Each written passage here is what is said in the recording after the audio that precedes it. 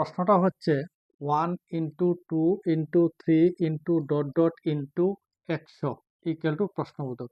এই সবগুলি নাম্বার যদি গুণ করি, গুণফলের শেষে অনেকগুলি শূন্য আসবে। কতগুলি শূন্য আসবে আর কিভাবে বের করতে হবে দেখুন। এখানে লাস্ট সংখ্যাটা হচ্ছে 100, এই সংখ্যাটাকে ভাগ করতে হবে 5 দিয়ে। তো 5 দিয়ে 100কে যদি ভাগ করি, ভাগ করলে ভাগফলটা হবে 20। তো 20-এর সঙ্গে 5 গুণ করলে 100। এখন এই ভাগফলটাকে আবার যদি 5 দিয়ে ভাগ করা যায় তাহলে আবার ভাগ করতে হবে।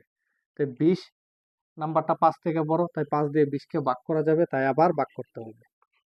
তো 5 দিয়ে 20কে যদি ভাগ করি, ভাগ করলে 4 হবে। তো 4 আর 5 গুণ করলে 20। এখন 5 থেকে এই নাম্বারটা ছোট, অর্থাৎ 5 দিয়ে এই নাম্বারটাকে ভাগ করা যাবে না। এখন এই 20-এর সঙ্গে এই 4 যোগ করতে হবে। তাহলে 20 আর 4 যোগ করলে যোগফলটা হবে 24। তাহলে এই সবগুলি নাম্বার যদি গুণ করি, গুণফলের শেষে শূন্য আসবে সর্বমোট 24টি। দ্বিতীয় প্রশ্নটাও 5 দিয়ে এই 127কে প্রথম ভাগ করতে হবে। তো 5 দিয়ে 127কে যদি ভাগ করি, ভাগ করলে ভাগফলটা হবে 25। এখন 25-এর সঙ্গে এই 5 গুণ করলে 125 হবে। 127 থেকে 125 বিয়োগ করলে বিয়োগফলটা হবে 2। এখানে যে ভাগশেষ 2 এসেছে, এই 2 এর কোনো ক্যালকুলেশন করতে হবে না। এখন 5 দিয়ে 25কে আবার ভাগ করা যাবে, তাই আবার ভাগ করতে হবে। 5 দিয়ে এই 25কে যদি ভাগ করি, ভাগফলটা হবে 5। 5-এর সঙ্গে 5 গুণ করলে 25। তো 5 দিয়ে 5কে আবার ভাগ করা যাবে, তাই আবার ভাগ করতে হবে। তো 5 দিয়ে 5কে যদি ভাগ করি, ভাগ করলে 1 হবে। 1-এর সঙ্গে 5 গুণ করলে 5। তো এখানে ভাগফল এসেছে 25, এই জায়গার মধ্যে ভাগফল এসেছে 5, এখানে ভাগফল এসেছে 1। এই সবটি নাম্বার যোগ করতে হবে। তো 25-এর সঙ্গে 5 যোগ করলে 30, 30-এর সঙ্গে 1 যোগ করলে যোগফলটা হবে 31।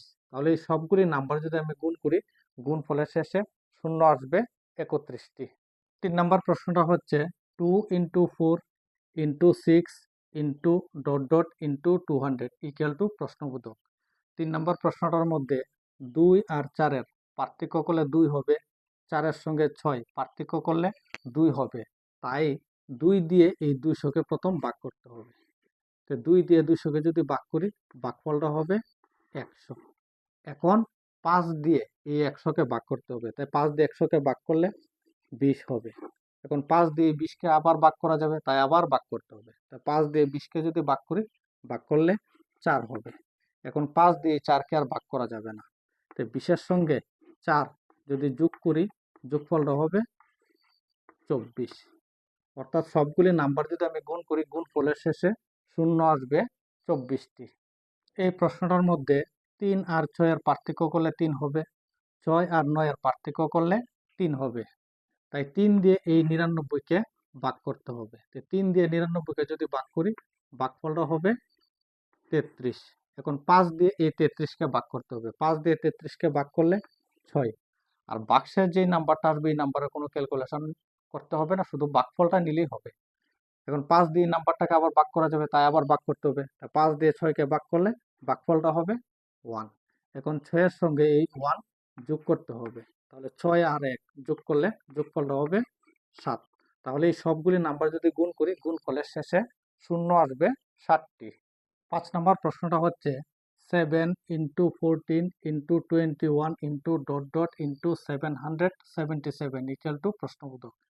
এই প্রশ্নের মধ্যে এই নাম্বারগুলি যদি পার্থক্য করি, পার্থক্য করলে পার্থক্যটা আসবে 7। তাই 7 দিয়ে এই 777কে ভাগ করতে হবে। তো 7 দিয়ে এই নাম্বারটাকে ভাগ করলে ভাগফলটা হবে 111। এখন 5 দিয়ে এই 111কে ভাগ করতে হবে। 5 দিয়ে 111কে যদি আমি ভাগ করি, ভাগফলটা হবে 22। এখন 5 দিয়ে এই নাম্বারটাকে আবার ভাগ করা যাবে, তাই আবার ভাগ করতে হবে। তা 5 দিয়ে 22কে যদি ভাগ করি, ভাগফলটা 4 হবে। এখন এই 22-এর সঙ্গে 4 যোগ করতে হবে। তা 22 আর 4 যোগ করলে যোগফলটা হবে 24। তাহলে এই সবগুলি নাম্বার গুণ করলে গুণফলের শেষে শূন্য আসবে 24টি। নেক্সট প্রশ্নটা হচ্ছে 5 into 10 into 15 into dot dot into 125। এই অঙ্কটার মধ্যে এই নাম্বারগুলি যদি পার্থক্য করি, পার্থক্যটা হবে 5। তাই এই 5 দিয়ে এই 125কে ভাগ করতে হবে। তো ভাগ করলে ভাগফলটা হবে 25। এখন এই অঙ্কটা আগের অঙ্কগুলি থেকে একটু আলাদা। পার্থক্য করলে পার্থক্যটা যখন 5 আসবে তখন এই নাম্বারটাকে 2 দিয়ে ভাগ করতে হবে। আমি কথাটা আবার বলছি, পার্থক্য যখন 5 আসবে তখন এই নাম্বারটাকে 2 দিয়ে ভাগ করতে হবে। তো 2 দিয়ে 25কে যদি ভাগ করি, ভাগ করলে 12 হবে। এখন এই 12কে আবার 2 দিয়ে ভাগ করা যাবে, তাই আবার ভাগ করতে হবে। তো 2 দিয়ে 12কে ভাগ করলে 6, তো 2 দিয়ে এই 6কে ভাগ করলে 3, আবার 2 দিয়ে 3কে যদি ভাগ করি 1 হবে। এখন এই সবগুলি নাম্বার যোগ করতে হবে। তা 12 আর 6 18, 18 আর 3 21, 21 আর 1 যোগ করলে 22। তাহলে এই সবগুলি নাম্বার যদি গুণ করি, গুণফলের শেষে শূন্য আসবে 22টি। পরবর্তী প্রশ্নটা হচ্ছে 10 into 20 into 30 into dot dot into 500। এই নাম্বারগুলি যদি পার্থক্য করি, পার্থক্য করলে পার্থক্যটা হবে 10। এই 10 দিয়ে এই 500কে ভাগ করতে হবে। তো 10 দিয়ে 500কে ভাগ করলে ভাগফলটা হবে 50। এখন 5 দিয়ে 50কে ভাগ করতে হবে। 5 দিয়ে 50কে যদি ভাগ করি 10 হবে। আবার 5 দিয়ে 10কে যদি ভাগ করি 2 হবে। এখন এই 10-এর সঙ্গে 2 যোগ করতে হবে। তো 10 আর 2 যোগ করলে যোগফলটা হবে 12।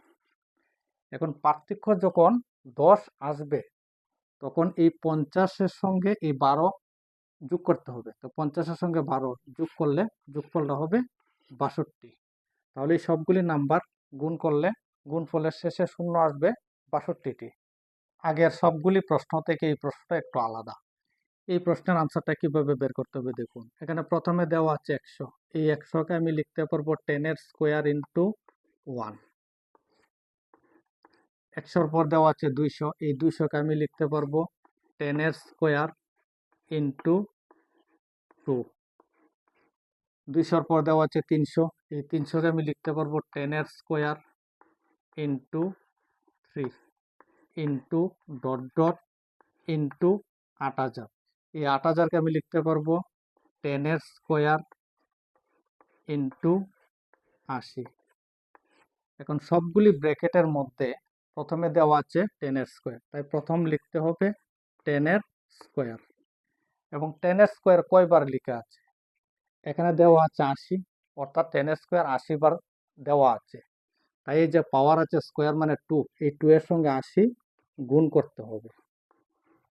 তারপর ব্র্যাকেটের ভিতর হবে এখানে যে 1 আছে এই 1টা ইন্টু, তারপর এখানে আছে 2 ইন্টু, এখানে আছে 3 ইন্টু ডট ডট ইন্টু এখানে 80। এখানে লিখতে হবে 10। 10 এর পাওয়ার হচ্ছে 2 ইন্টু 80, অর্থাৎ 2 এর সঙ্গে 80 গুণ করলে 160। তো এখান থেকে সবগুলি নাম্বার গুণ করলে শূন্য কয়টা আসবে দেখুন।